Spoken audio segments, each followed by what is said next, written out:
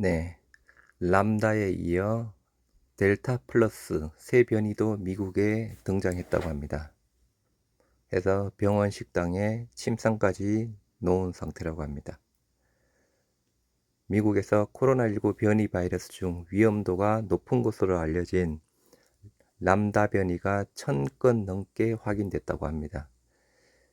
실리콘밸리 지역에선 델타 변이의 또 다른 변종인 델타 플러스 감염자도 나타났다고 하고요. 그래서 코로나 변이 확산이 지속하면서 미국에선 하루 평균 신규 확진자가 10만 명을 돌파했다고 합니다. 람다 변이는 지난해 12월 페루에서 처음 발견됐죠. 그래서 세계보건기구는 알파, 베타, 감마, 델타 변이는 우려 변이, 그리고 람다 변이는 관심 변이로 지정해 면밀히 주시하고 있는 상황인데요.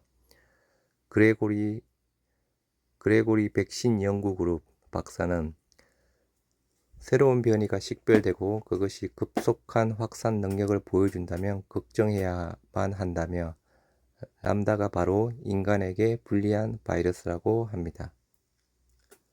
람다 변이의 치명률은 아직 정확히 확인되지는 않았지만 람다 변이가 기존 바이러스보다는 위험도가 높은 것으로 보고 있다고 합니다.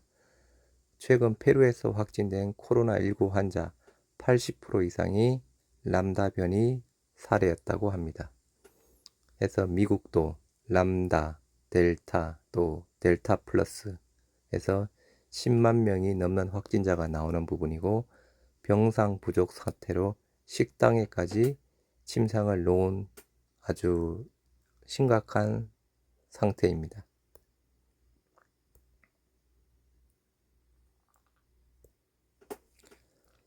한국판 게임스탑 한투연의 게임스탑 운동에 금융위가 경고를 했죠. 하지만 규제에 대해서는 고심을 하고 있다는 기사 부분입니다. 한국주식투자자연합회가 이달 감행을 예고한 한국판 게임스탑 운동을 두고 금융당국의 고심이 깊어지고 있다. 당국은 특정 주식을 집중 매수하는 운동에 법 위반 소지가 있다며 경고를 보냈지만 혐의를 적용할 기준이 명확하지 않아 내부에선 조심스러운 기류가 감지된다고 합니다.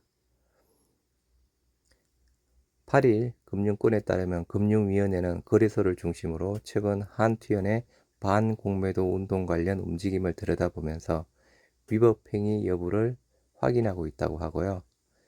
이후 한투연이 오는 10일 주식 매수 운동을 본격 개시하겠다고 예고하자 지난달 말 금융위 정권선물위원회는 특정 종목 집중 매수에 대한 유의사항을 이례적으로 배포, 형사처벌을 언급하며 경고를 보냈었죠.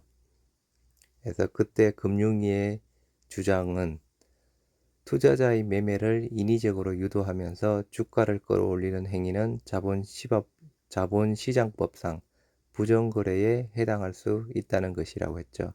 그래서 또 당국이 지난 2월 셀트리온 주주를 중심으로 전개됐던 공매도 반대 운동을 조사할 가능성도 제기된다고 합니다. 네, 셀트리온 공매도 꼭 조사해 주셨으면 좋겠습니다. 하지만 이런 매수 운동에서 위법 행위를 규정하기는 현재 쉽지 않은 상황이다. 그래서 일단 상황이 그렇게 녹록지 않은 상황 부분이고요. 앞서 한투연의 시범 운동이 예고됐던 날에는 집중 매수 종목으로 떠오른 HLB에 대한 기대 심리로 운동이 시작되기 전부터 주가가 20% 급등한 부분이었죠. 이러한 한계에도 당국은 투자자 피해가 발생할 수 있다는 우려에 따라 상황을 예의주시하고 있다고 하는데요. 현재까지 당국 조사에서 매수 운동과 관련한 구체적인 혐의는 아직 나오지 않은 것으로 알려졌다고 합니다. 금융위 관계자는 시장 활동을 제약하지 않는 선에서 여러 각도로 검토하고 있다면서 우선 한투연의 활동을 계속 살피고 계좌를 분석하는 등 평소보다 더 면밀하게 주시할 것이라고 합니다. 당국의 경고에 한투현은 매수 운동을 그대로 진행하되 전략은 대폭 수정한다는 계획입니다. 정의정 한투현 대표는 변호사의 조언을 받아 법에 저촉되지 않는 선에서 대비하고 있다면서 이번에 매수 대상을 행동 직전에 공개하고 특정 종목의 이름을 직접 거론하지는 않을 것이라고 예고했다고 합니다. 한투현은 짧은 시간에 주식을 사고 팔아 차익을 취하는 일명 단타족과 주식 유튜버들이 매수 운동을 이용하고 공매도 주체와 기관이 대응할 수 있는 시간적 여유를 줬다는 지점도 반영해 새 전략을 짤 것이라고 하고요.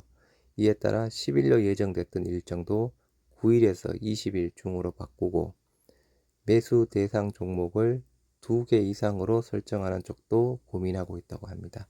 그래서 여러 가지 방안에 대해서 지금 한투현에서 고민을 하고 있다는 기사 부분입니다.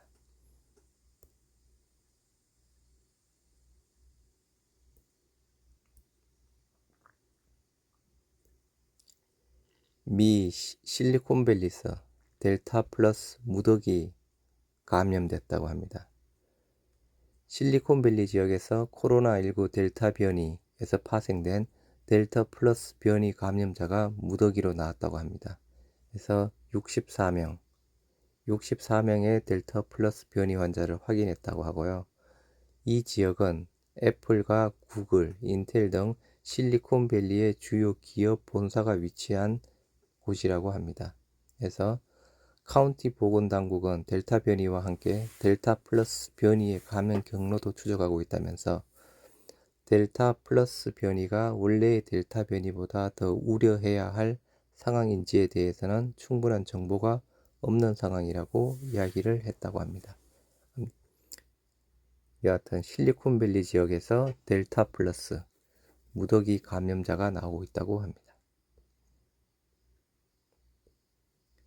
코로나 변이 확산 때 비타민 D가 필요한 까닭 해서 비타민 D의 약간 중요성에 대해서 이야기를 하고 있는 부분인데요. 보시면 이러한 영양소의 결핍은 또한 우리의 면역체계가 백신 접종에 반응하는 방식을 송산시켜 향후 노출 및 공격에 대해 덜 효과적으로 만들 수 있다고 합니다. 이러한 영양소가 지난 4월 영국 미생물학회에선 면역력이 떨어진 사람에게 코로나19 바이러스의 변종이 많이 출현한다고 발표하기도 했습니다. 면역이 떨어진 환자인데. 하지만 이 영양소 중 전 세계적으로 부족 또는 결핍으로 문제가 되고 있는 유일한 영양소가 바로 비타민 D라고 합니다. 비타민 D. 대한민국 국민의 80% 이상이 비타민 D 부족 및 결핍인데 그 외의 영양소들은 개인의 체질, 특성에 따라 다른 정도이지 크게 문제가 될 만한 상황은 아니라고 합니다. 비타민 D가 제가 알기로 인위적으로 약을 만들 수는 없는 부분이고 햇빛을 많이 쬐야 되는 부분으로 알고 있습니다. 햇빛을 많이 쬐면 체내에서 비타민 D 생성이 활발해지는 부분으로 저는 그렇게 알고 있습니다. 또한 코로나19에 대한 비타민 D의 영향에 대해서 지난 1년 반 동안 수많은 연구 논문을 통해 발표되고 있다. 많은 연구 논문은 비타민 D 수치가 높을수록 코로나19에 감염될 확률이 낮으며 걸려도 무증상 또는 경증일 확률이 높고 중증으로 악화하거나 사망할 확률도 낮다는 것이다. 이는 비타민 D의 면역 조절자로서의 역할 덕분일 가능성이 크다.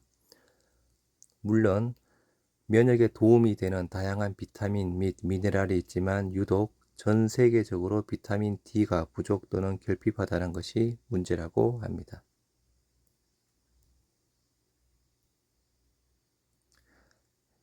그래서 학술지에도 국제과학학술지 e라이프에 발표된 부분을 보면 7개의 잠재적 치료제가 코로나19에 대한 효과와 함께 선정됐다고 되어 있는 부분인데 그 중 하나가 비타민 D였고 나머지는 모두 처방 치료약이었다고 합니다.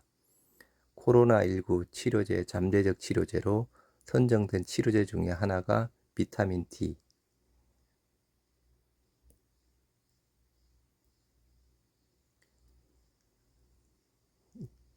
전 세계적으로 비타민 D에 대한 관심과 적극적인 개입이 증가하고 있는데 한국만 조용한 것 같다는 그 기사의 내용입니다.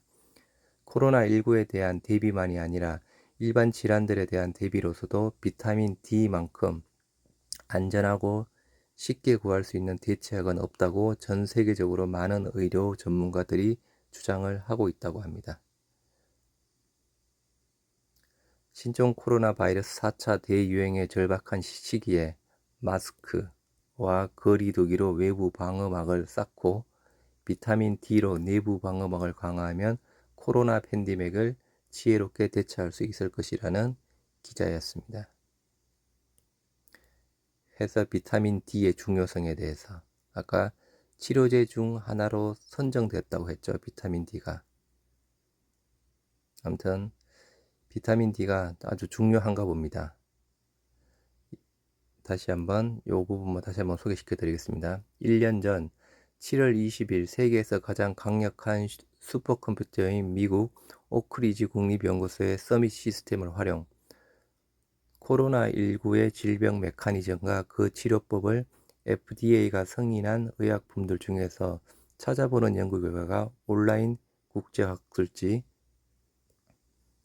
e라이프에 발표됐다. 이에 따르면 7개의 잠재적 치료제가 코로나19에 대한 효과와 함께 선정됐다. 그 중 하나가 비타민 D였고 나머지는 모두 처방치료야. 그래서 코로나에 대응하는데 비타민 D가 아주 중요하게 언급이 되는 기사 부분입니다. 네, 감사합니다.